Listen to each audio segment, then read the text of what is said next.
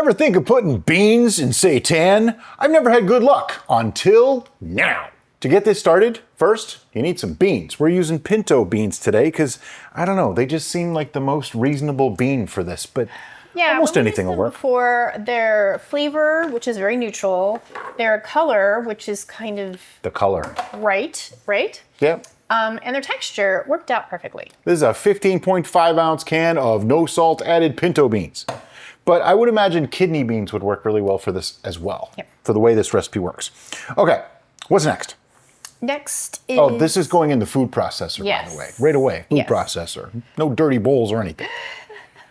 All right, so because we're doing it in the food processor, we don't have to divide and conquer with our wet and dry, right? Just everything but the vital wheat gluten. All right, so we're gonna do 1 tablespoon of soy sauce. Now, the soy sauce is our salt, but it's also kind of an umami booster and just a little bit of a flavor enhancer. 2 tablespoons of nutritional yeast. This is also a flavor enhancer, but it's also kind of a dough conditioner, if you want to call it that. It also adds just a little bit of like almost a cheesy flavor, but not really. It's more what? Umami. Umami, yeah. We're all about the umami. 1 tablespoon of paprika. Now we're using smoked paprika because that's our preference, but if you only just have plain old paprika, that'll be fine. Yep, sweet paprika, smoked paprika. Use both if you really want to.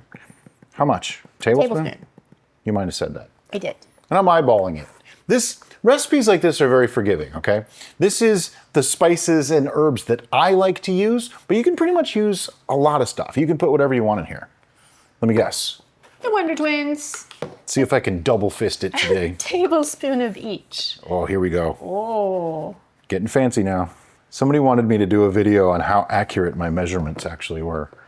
Like to measure, make me do it and then do it. That's kind of a neat idea. I might try that sometime. All right, what's next?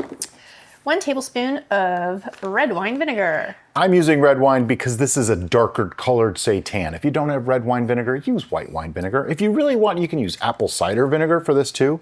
The reason why we don't use apple cider vinegar most often in our seitan is because we find that it has too strong of a flavor. Yeah, I use less if I use apple cider vinegar. The vinegar really is there to counter some of the unusual flavors that vital wheat gluten brings to the mix, which we'll be adding to our mix later. Gotta blitz this up right now though. Be right back.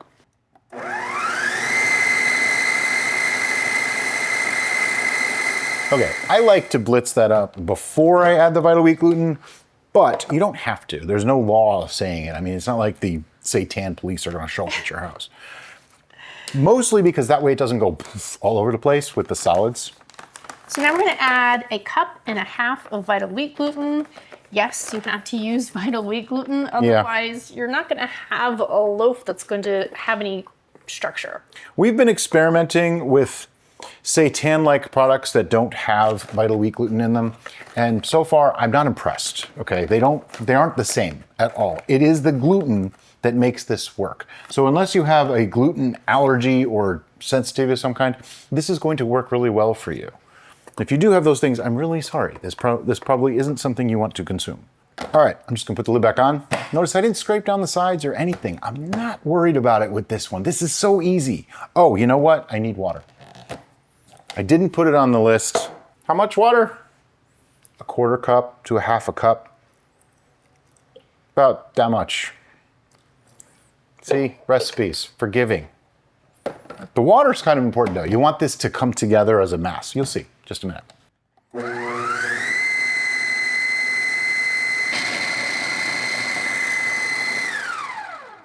All right, did you see how that didn't come together in a nice mass like it's supposed to? You know why it didn't? Because I didn't put enough water in. You gotta add a little bit more water.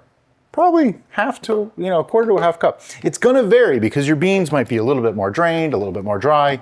Your vital wheat gluten, it might be a more humid day, all sorts of factors. So don't freak out. Just add a little water if you need it. All right, so as you can see, it came together in a mass. That's what we want. Just gonna start pulling it out of here. And it should come out fairly easy.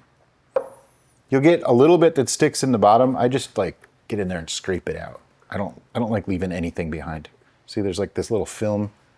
Yeah. It's still seitan. It's still good. Nothing wrong with it. All right, so now we have our seitan mass, and I'm using a scraper so that nothing gets left behind. I'm just gonna kind of hit it on the board a little bit and knead it up. And if anything sticks, you just use your scraper, scrape it back up. See, no waste, no muss, no fuss. If you really want to, you can just do it in your hands. It's not the end of the world either way. At this point, you should have your oven preheating to 350 degrees Fahrenheit. I probably should have mentioned that a few minutes ago, because if you follow to this point and then you just do it now, it's gonna take a long time. And you know, it already has a nice color. That's the pinto beans. Okay, and we're gonna make like a log shape, but you can make like flatter, you know, like brisket style shapes if you want to. The first time I made this, I actually did make it more like a brisket. You know what? I'm gonna make it more like a brisket today. Craziness. Just feeling it, you know? Feeling briskety? Feeling briskety. Just kind of slap it around a little, give it some sort of a shape. I wouldn't go less than say like 1 inch to 1.5 inches thick, just because it'll when it bakes, it'll be too thin and it might not cook correctly. But I don't know, that looks pretty nice. Okay, time to wrap. So we have some parchment paper here. I'm just gonna take this, drop it on the parchment paper, and I'm gonna wrap that up as best I can. Now, because I made it an odd shape, it's gonna be a little harder to wrap, but you know, it's okay.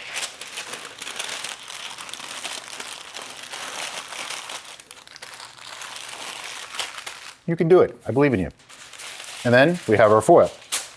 Now, I don't always use the parchment. I sometimes just use foil. You know, it's okay. Some people don't like foil touching their food. All right, and same idea. I wanna just wrap this up kinda close to it. You know, I wanna keep that shape, because what'll happen is this will expand as it cooks. And you don't want it to expand too much. This is the worst wrap job I've ever done. No close-ups, please. Yeah. So I'm just gonna kind of reform it, get rid of that point. You're trying to make a form-fitting package so that way it has something to push against when it's trying to expand and will retain that shape. Exactly. Looks kind of almost brisket-like, if I'm remembering what brisket looks like. Okay, this is gonna go into a 350 degree oven for about 1 hour and 20 to 1 hour and 25 minutes. I'm just gonna go 1 hour and 25 and we'll see you then. Timer went off, seitan's done. Let's take a look.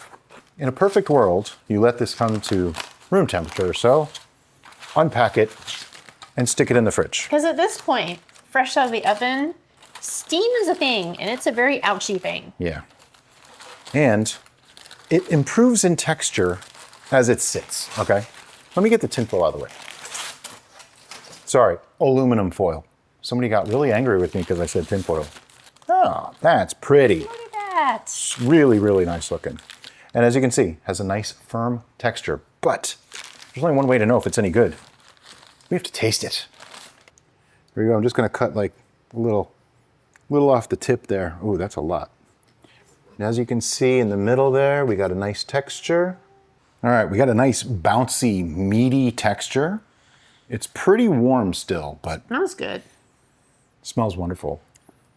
Here we go.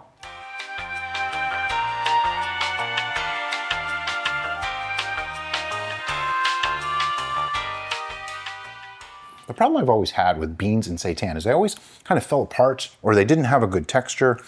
This is not that way at all. It's actually got a lovely texture. I'm gonna cut another piece. Now this is a perfect base for a sauce. Oh yeah. Immediately, and probably because I was going in that direction already for dinner, I'm thinking barbecue sauce. But if you change up the spices, maybe go less paprika, more garlic, add a little thyme or a little oregano, now you can do like a nice mushroom gravy or something like that. There's a lot of ways to go with this, and that's why I was saying, like, it's a very versatile recipe. You can change up the flavorings really easy.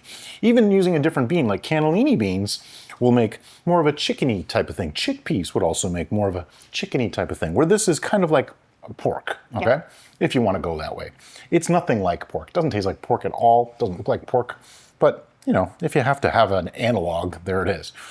But storage options. This can go in the fridge. Like I say, the next day it'll be even better. Yep. But it can go in the fridge for up to a week, maybe a week and a half or so. You can also, at this point, freeze it. People have asked, can you freeze it before you cook it? I wouldn't do that. I would cook it fully, have it ready to go, wrap it up nice and tight in plastic wrap and aluminum foil, and then freeze it. And you can, I mean, you can keep it indefinitely. We all know that a freezer is just a place of forgetting. It's like an oubliette. You put stuff in there and you just forget about it. Now, the benefit to this shape is that it actually will stack nicely if you're going the freezer route, where the logs don't really stack very well because they're very rolly, right? The disadvantage, though, if you wanted to make slices for sandwiches, you gotta do it at an angle kind of thing. Yep. But we're just gonna do a nice, like, 1/2 inch or so thick slices and put some barbecue sauce on that. Maybe even put the barbecue sauce in the pan, reheat it, good to go. Make this! And as always, guys, thanks so much for watching. We'll see you next time on The Bistro.